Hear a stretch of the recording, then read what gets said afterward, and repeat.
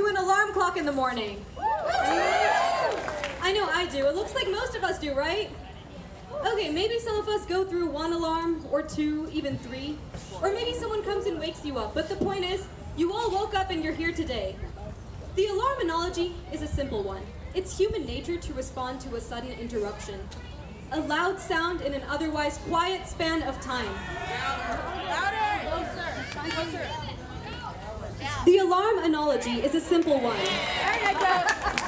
It's human nature to respond to a sudden interruption.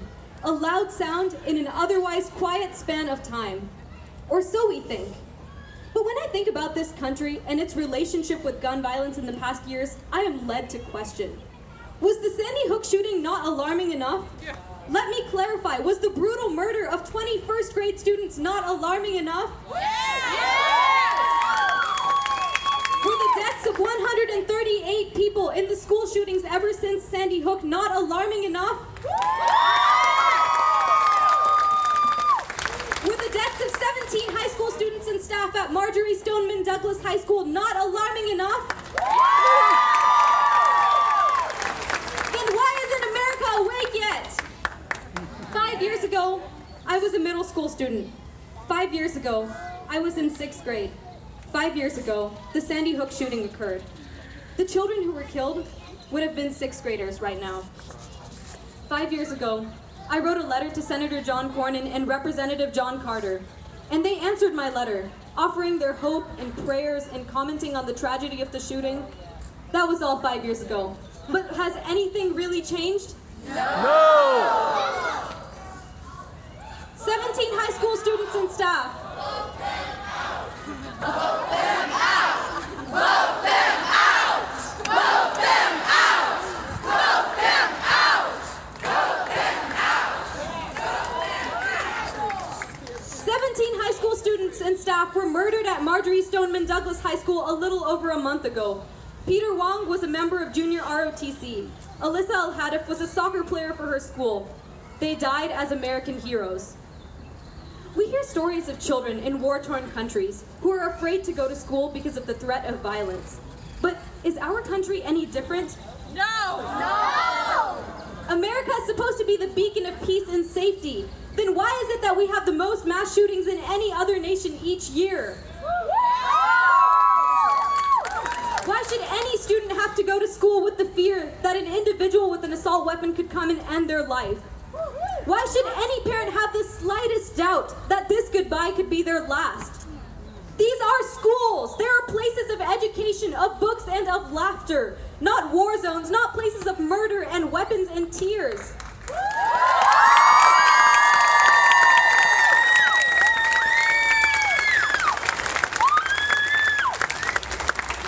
Is someone's right to own an AR-15 more important than the lives of the 17 children who were murdered in Florida? No!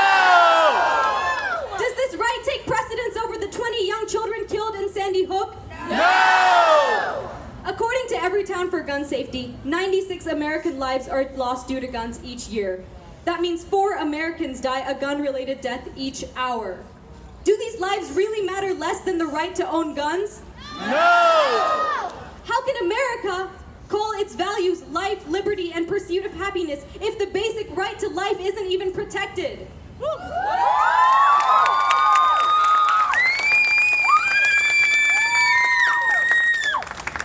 As citizens, future voters, and constituents, we are calling for change.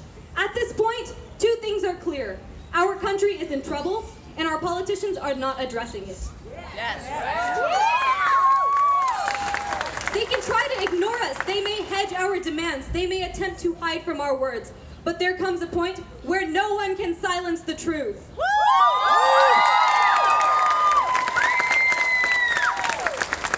We are calling for action.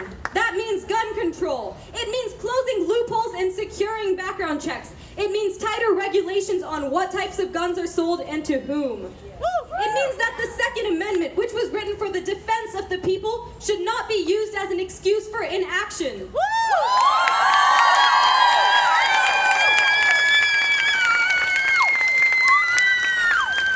It means that the politicians who are bought over by gun lobby organizations such as the NRA should finally start prioritizing their voters over their their net worth.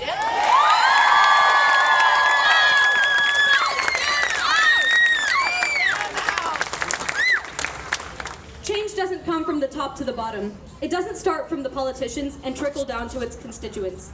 Change starts from the people. That's us.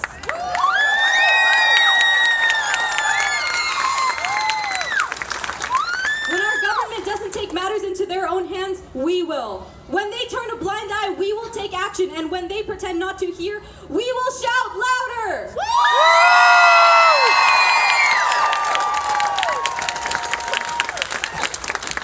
The shooting at Stoneman Douglas was a tragedy, but the students of Parkland, Florida have shown that America will not see the shooting as just another tragic mass shooting. Emma Gonzalez and Samuel Zape, who have been working tirelessly to advocate for tighter gun laws, are high school students and ordinary citizens just like us.